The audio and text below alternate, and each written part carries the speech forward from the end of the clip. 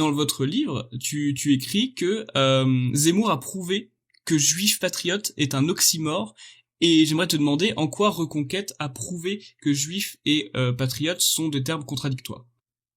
Bah parce que d'abord, on voit que sa boussole, c'est quand même Israël et la communauté juive, et qu'en fait, ce qui est important, c'est sa fonction. Zemmour est un journaliste cultivé et il est relativement honnête. Et son honnêteté, ça a été de dire, aujourd'hui, il y a un danger en France qui est l'immigration arabo-musulmane et islamique, parce qu'elle est beaucoup plus antisémite que la vieille droite qui finalement a cessé de l'être. Hein. C'est ça la vision de base. Et ils disent donc, il faut arrêter de se focaliser sur l'extrême droite et montrer du doigt les Français d'origine immigrée. On sait très bien que d'origine immigrée, ça ne veut pas dire des Suédois, hein, parce que l'immigration, c'est un terme abstrait. Ça veut dire Afrique saharienne et Vers subsaharienne. le nord. Et le marqueur, parce que c'est un type relativement honnête et qu'il est venu à la politique récemment, il a dit, en gros, faut se réconcilier avec Pétain. Hein. C'était ça l'idée. Et c'est Je me ça. rappelle. Et là, j'insiste, qui a flingué Éric Zemmour politiquement? La question, je te la pose. Qui l'a Bah, flingué? comme ça, beaucoup de gens diraient que c'est la guerre en Ukraine. Je sais pas si c'est un lien réellement, Non, non, mais mais je veux dire, au niveau des instances françaises, ah, qui a décidé à un moment donné de le diaboliser? Qui l'a un- diabolisé? j'essaie de me rappeler la campagne de 2022. Oui, c'est les médias, mais lesquels en question? Moi, je vais te le dire plus simplement, c'est le CRIF qui a Le dit CRIF. qui a Ok. diabolisé Zemmour en le traitant d'antisémite sur l'affaire Pétain. C'est-à-dire qu'en réalité, je vais te faire de la sociologie précise. Il y a deux catégories de juifs en France très distinctes. Il y a les juifs d'origine qu'on appelle séfarades abusivement, qui sont des juifs du Maghreb, qui sont en général de la petite bourgeoisie juive, qui vit relativement, c'est sarcelle, on va dire, symboliquement, au contact des Français d'origine immigrée, et qui se prennent réellement une violence dans la gueule sur la cause palestinienne, sur la délinquance, sur Hmm. l'idée du juif dominateur qu'ils ont vécu au Maroc et en Algérie, il faut pas oublier, le décret Crémieux, etc. Donc ce juif de gauche, on va dire ce juif de gauche, non pas politiquement, mais socialement, ce petit bourgeois juif originaire d'Afrique du Nord, qui est un rapatrié d'Algérie, pour dire simple, lui, il est zémourien. Il est zémourien parce que son problème, ce n'est pas de savoir si la grand-mère ashkénaze est morte dans les camps, c'est ce qu'il vit au quotidien, si tu veux, par rapport à l'arabe de banlieue. Ouais. Mais le problème, c'est que le pouvoir juif en France, c'est le CRIF. Et le CRIF est encore tenu par une vieille bourgeoisie ashkénaze qui est encore sur la rente shoatique. Et en fait, Zemmour proposait de dire il faut lâcher la rente shoatique, qui nous maintient dans l'antiracisme et qui nous maintient dans l'hostilité à la bourgeoisie française traditionnelle. C'est ça la vraie analyse. Et il disait il faut qu'on prenne un virage à 180 degrés parce que notre problème aujourd'hui n'est plus le bourgeois de droite qui, de toute façon, est un bourgeois et a vocation à marcher avec la bourgeoisie. Et nous, les juifs d'élite, sommes des bourgeois. Donc c'est la fraternité tu sais, du juif et du bourgeois, fut-il catholique, dans le 8e arrondissement, le 17e arrondissement et le 16e arrondissement. Il faut faire de la sociologie. Ils sont Bien sûr. voisins de palier, hein. Et le catholique fait juste semblant de pas trop voir qu'il y a des mezuzahs de plus en plus sur les portes des voisins. Et en fait, les enfants sont invités, ils espèrent être invités à la bar mitzvah, tu sais, du voisin. Ça s'appelle l'évolution de Janson de Sailly, tu vois. Ça, c'est de la vraie sociologie de terrain, tu vois.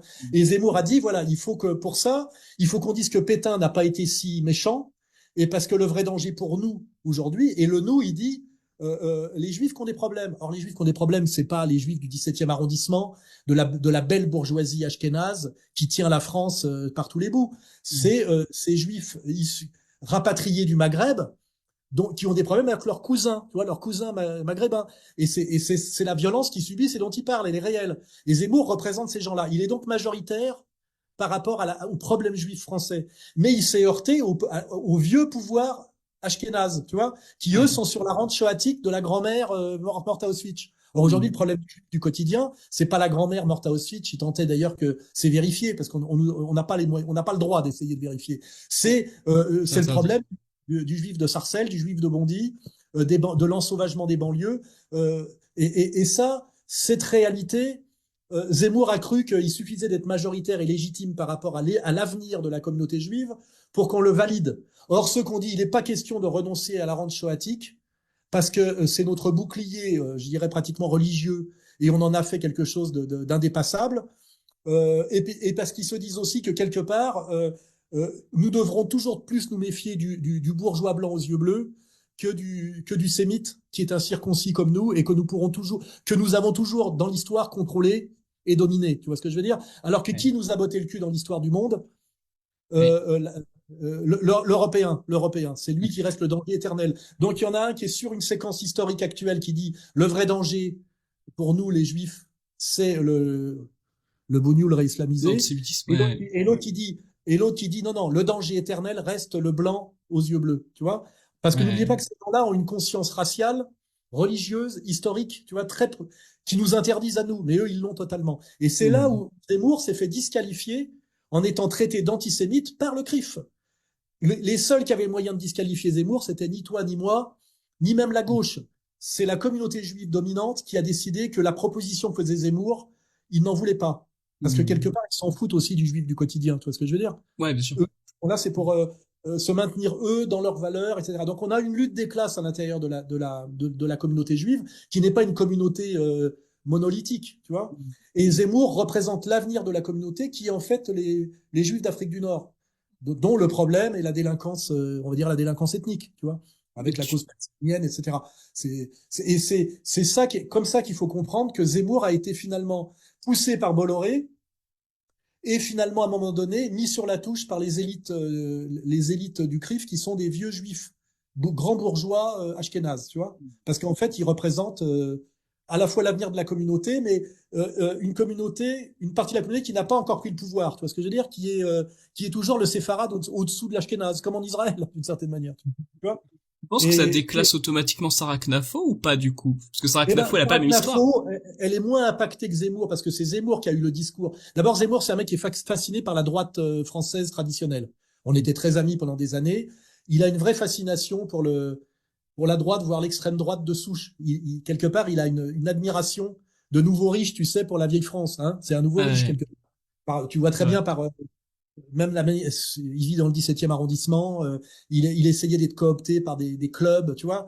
Il veut en être, tu sais. Ça s'appelle le juif de cour, tu sais, qui fait plus, qui veut. Au 19e siècle, il aurait acheté un titre, tu sais, un titre nobiliaire, tu vois. Noblesse, Il ouais. aurait fini baron, tu vois. Tu vois, il aurait fini baron. Alors que Sarah Knafo, c'est une femme. Elle n'a pas fait les mêmes déclarations, tu vois. Elle est moins marquée. Donc, je pense qu'aujourd'hui, dans le tandem Zemmour-Knafo, des gens comme Attali, on va dire, miseront beaucoup plus sur Sarah Knafo que sur Zemmour, tu vois. Ok, Je intéressant. pense. Donc elle est pas Et, encore grillée finalement, on va elle n'est dire. pas grillée. Ok. Et surtout, elle a un avenir parce elle est très formée. Puis c'est une femme aussi, ça aide. Tu vois, je veux dire, pour la mettre face à Marine Le Pen, tu vois, Mhm. pour essayer de déclasser Marine à un moment donné, tu peux le faire beaucoup plus facilement par Sarah Knafo, tu vois, que par Ah, Zemmour, j'aurais, tu vois. j'aurais plus pensé Mario Maréchal pour remplacer, on va dire, Marine dans l'esprit collectif. Ouais, mais ça, Peut-être c'est que je... l'esprit collectif de nous, de notre monde à nous, tu vois, quelque part. Ah oui, oui. Je te parle que la Pas pour le communauté, temps. ils ont rien contre Marion Maréchal, mais je pense que Sarah Knafo, d'abord, excuse-moi, elle est plus opiniâtre. Elle est plus bosseuse, à mon avis, que Marion Maréchal. Je la connais depuis qu'elle a 18 ans, hein, Sarah Knafo. Tu vois, elle en veut, tu vois, elle va au salon de Ouais, ouais, ouais. l'agriculture, elle caresse les bêtes à poil, tu vois, tu sens qu'elle en veut, tu vois. Mhm. Et je crois qu'elle a un avenir politique certain, hein. Ok. On peut en parler, des gens qui vont revenir. Villepin, sans doute, est peut-être programmé pour limiter la catastrophe au niveau des prochaines présidentielles. C'est sans doute, on le voit monter beaucoup parce qu'il est à la fois de droite et de gauche sur les divers sujets, en même temps sous contrôle. Je vois un avenir, si tu veux, à Sarah Knafo, à Villepin. Parce que là, il faut renouveler hein, le personnel. Hein, quand Ouais. on n'arrive pas à Bayrou Premier ministre, c'est qu'on est au bout du bout. Et après, il n'y a plus que Gérard Larcher, tu vois. Ah, ouais, super.